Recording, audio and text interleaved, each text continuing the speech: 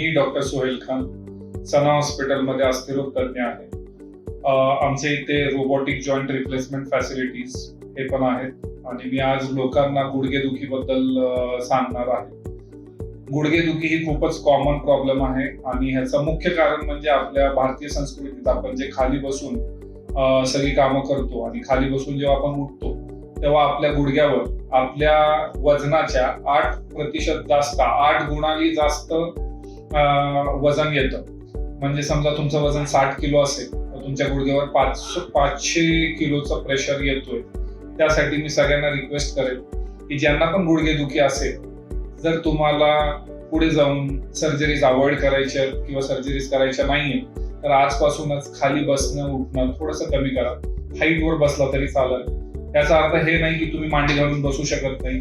तुम्ही मांडी घालून बसू शकता, फक्त एवढंच आहे खाली बसू नका, जमिनीवरती बसू.